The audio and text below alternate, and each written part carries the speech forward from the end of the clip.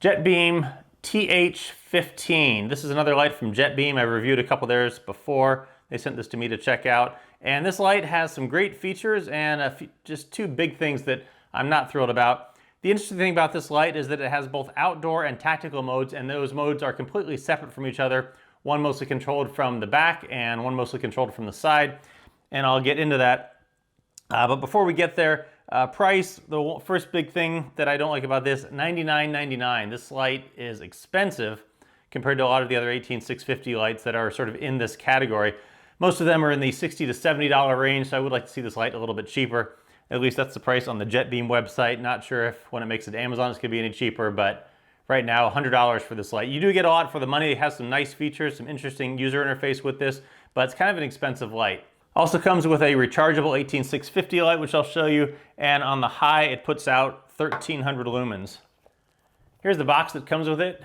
Nice colorful box. Some stuff there, some facts on the back about it.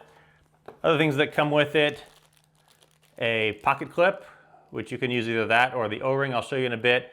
Some extra O-rings and an extra tail button there. You can replace this if need be. Also comes with a belt clip case. And this case, kind of standard, although it has the button back here with just a little bit of hook and loop. And then the light will go in here and close like that. Also comes with a lanyard that you can affix to the light and a charging cable, because the battery that comes with this, like a lot of the lights now, it comes with a battery that charges. You can charge the battery itself, so you plug this right into the battery to charge it. Size-wise on this, this is the only other thing that I'm not thrilled with about this light. So comparing it to some of the other lights in this category, so here's the EagleTac D25, single 18650, Inforce, WowTac Black Scout Survival V3, WowTac A1S V2, and then the Jetbeam TH15. So you can see it's the biggest of the bunch. So will you want to put this in your pocket? Kind of depends on how your pocket is, I guess, how big your pocket is, what kind of clothes you're wearing.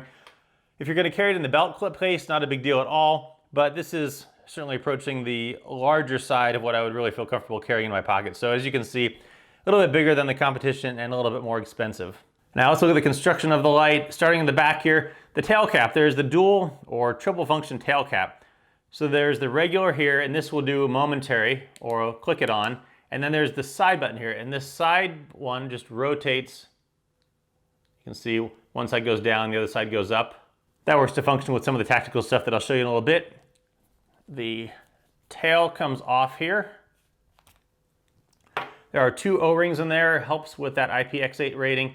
And then inside here, it comes with a rechargeable 18650 battery, 2600 milliamp hours. All you do is you plug this right into here, and as the battery's charging, you get a red light here for charging, green light for fully charged. And then one of the nice things that I like about that, back in the old days before companies started coming out with rechargeable batteries, I always had to say, where's my charger? Is this the right charger for this battery? Now you just charge the batteries yourself. Everyone, they give you this case, but likely today everyone has a million micro USB cables laying around. And you can use any cable, and then you just need the plug part of it that you can use with it as well. Spring down in there, it does have reverse polarity protection, so if you accidentally put it in backwards, not a big deal, but otherwise goes in that way. Moving down from there, it comes with the rubber O-ring on there, and that's useful if you want to use it in the cigar technique. In the tactical mode, this O-ring comes off. You just kind of pull it off, and then if you want, you can put the pocket clip on there. So either way, can't have them both, but one or the other. On down from that, there's some knurling, Jetbeam there, model on the back. And then moving forward, there's the side button that I'll get into a little bit, and then down to the head. Down to the tip there, there's an orange peel reflector, fairly deep, and deep down in there, there is the Cree XHP35 E2. And with this orange peel, but fairly deep, you get a good mix of throw and flood. It says this will throw 228 meters. I usually make the rough conversion of that into feet by just changing the units from meters to feet without doing any calculation. So roughly you'll get 228 feet, maybe a footballish field out of this, 100 yards or so, somewhere in that ballpark. Now this light also has a low battery indicator, and that is right here. When this starts to slow blink green, that means the battery is starting to get low. When it's a fast blink, that means it's really low, and a solid green means that the battery is about dead. You need to either charge it or replace the battery. Now the user interface on this light, like I said, it has both a tactical and an outdoor mode. If this light is your only light that you carry, not a big deal, and you will remember how to use this, but the user interface is slightly more complicated than some other ones because you have to switch between the two of them, and there's some different clicking. So if it's your only light, you'll know it won't be a big deal, but if, for instance, you had a couple other lights, then sometimes it's hard to remember how different lights' user interfaces work. Like I said, this has both an outdoor and a tactical, and the way you get between those is that when the light is on, you hold the side button down here for 3 seconds, and this will triple blink and goes into the other mode.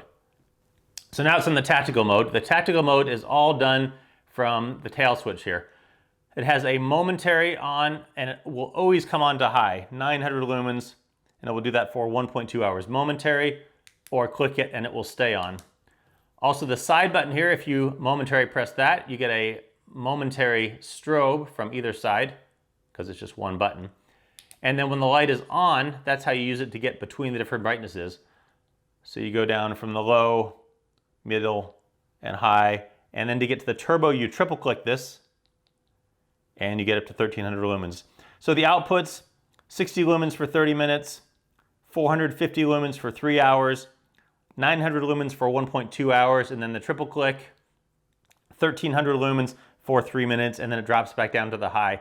Now realistically, the difference between 900 lumens and 1300 lumens is not a huge difference, so the 900 is likely going to be plenty for you for most instances, and you're going to get 1.2 hours out of that, so really good run times for this. This does not have mode memory. It will always come on to the turbo every time, no matter what, and then once it's on, you can then change through the brightnesses. In the tactical mode, the side button here does not do anything.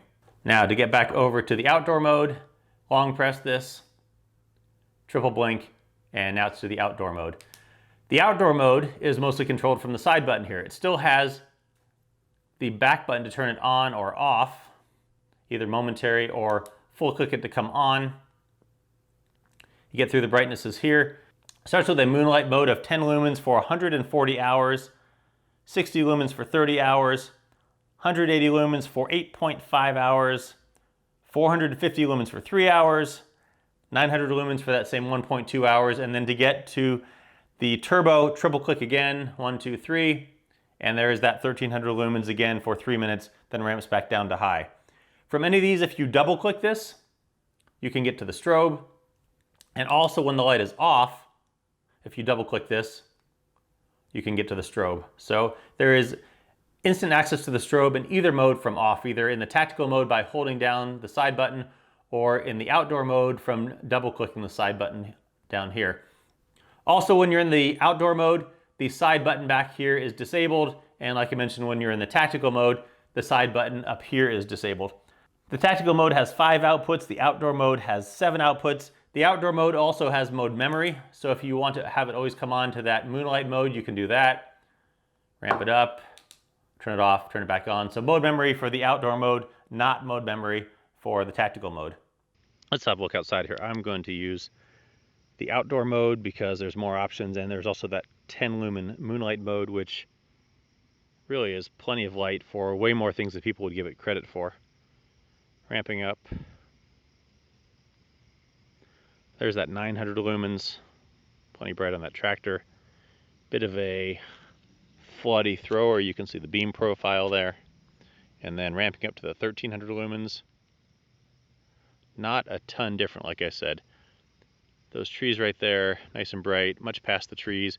I light up a little bit of that field, but I'm not going to get a ton out of it. Those barrels way out there. So, like I said, plenty bright, plenty dim for most things.